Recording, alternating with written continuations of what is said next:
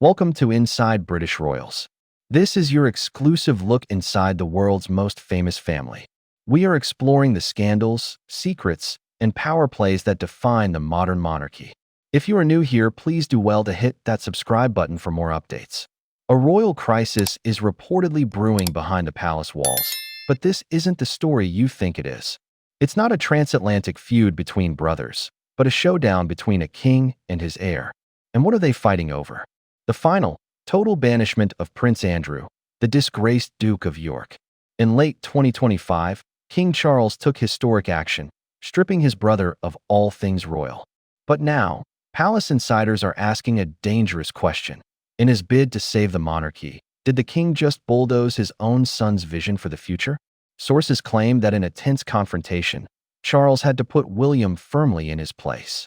Today, we're digging into the power struggle that could define the British crown for the next 100 years. In late October 2025, the hammer finally came down on Prince Andrew. In a move some are calling a rare royal amputation, King Charles III began the formal process of stripping his brother of every last title and honor. Andrew had already been told to stop using his Duke of York title, but this was the final, brutal cut. By royal decree, he lost the right to be called Prince or His Royal Highness. His prestigious roles in the Order of the Garter and the Royal Victorian Order were slated for removal. The man once known as the Duke of York was now, simply, Andrew Mountbatten Windsor. The final nail in the coffin? A formal notice to give up the lease on Royal Lodge, his 30-room mansion of 2 decades. He was ordered to move to a private cottage on the Sandringham estate, his life in the royal spotlight officially extinguished. So what was the final straw? Renewed public outrage, fueled by shocking new details that emerged in late 2025, reportedly connected to the ongoing Epstein scandal. Though Andrew has always denied the claims, the fresh wave of fury and the threat of a parliamentary debate forced the king's hand. The Buckingham Palace statement was unusually direct, admitting the censures are deemed necessary and that their Majesty's sympathies remain with the victims and survivors of any and all forms of abuse. Commentators hailed it as a courageous survival reflex, meant to protect the monarchy itself. It looked like the king was willing to sacrifice his own brother to save the institution. But behind those decisive palace statements, sources say a very different story was playing out, a story of a deep, ideological clash between father and son. What if the biggest tension in the royal family isn't about Harry, but about the king and his heir?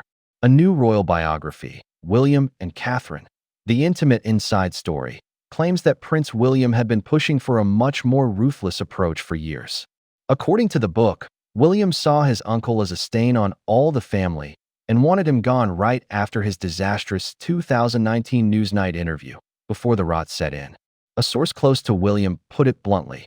His view was crystal clear: Andrew shouldn't be anywhere near the family under any circumstances, not by association, not at family functions, anywhere. For William, every new headline was another blow to the institution he's destined to lead. He reportedly felt the monarchy was in a full-scale firefight and that Andrew's presence was an existential threat. And that's where he apparently clashed with his father. Charles did act, eventually, but his hesitation was obvious to many. One source claimed Charles dithered and worried far more about Andrew's feelings than the monarchy's image. This supposedly led to a direct confrontation, where Charles' desire to handle things with some family sensitivity ran head-on into William's cold, hard pragmatism. It was in these tense talks that the king reportedly put William in his place, making it clear that while his son's concerns were noted, he was the king, and the final decision, and its timing, was his alone. This clash shows a fundamental disagreement. Charles, the guardian of tradition, trying a difficult, managed amputation, versus William, the modernizer, who wanted to cauterize the wound immediately, no matter how painful. This crisis didn't just pop up overnight. It's been a slow-motion catastrophe for the House of Windsor for years. The turning point was Prince Andrew's 2019 interview with BBC Newsnight. His attempt to explain his friendship with convicted sex offender Jeffrey Epstein was a PR disaster of epic proportions. Not only did he fail to show a shred of empathy for Epstein's victims, but he also offered up some truly bizarre and unbelievable excuses for his behavior. The fallout was instant. Andrew was forced to step back from all public duties. But the problem didn't just vanish. In 2022, he settled a multi-million-pound civil lawsuit with Virginia Giuffre, who accused him of sexual abuse, claims he has always fiercely denied. As part of the damage control, his mother, the late Queen Elizabeth II, stripped him of his military titles and royal patronages. Still, for many, it wasn't enough. The Queen was known to have a soft spot for her second son, and many felt the institution was protecting him. He was still the Duke of York, still living in the Grand Royal Lodge. This lingering connection became a festering wound for the monarchy. It's no surprise his popularity hit rock bottom, with polls showing over 90% of Brits had a negative opinion of him. Every time he appeared at a family event, it set off a new wave of public anger and media scrutiny, a constant reminder of the scandal that refused to die. This was the backdrop as King Charles was finally forced into the endgame. This reported clash between the King and the Prince of Wales brings up huge questions about where the monarchy is headed. It's a battle between two different ideas of what the firm needs to be to survive. So what do you think? Was Charles right to wait and handle it his way? Or is William's reported vision for a cleaner, faster break the only path forward? Let us know your thoughts in the comments below. And if you're finding this breakdown insightful, make sure to subscribe and hit that notification bell so you don't miss our future updates. So, where does this leave the monarchy? Getting rid of Andrew Mountbatten Windsor might have solved one problem, but it seems to have exposed a much deeper one, a fault line running right between the king and the future king. Sources suggest William sees his uncle as a direct threat to his own future on the throne.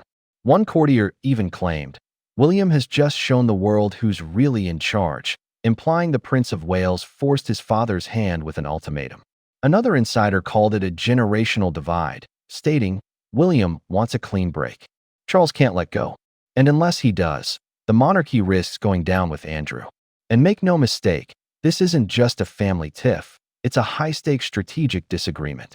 Sure, Charles's final move was decisive, but it came at the end of a long, drawn-out saga.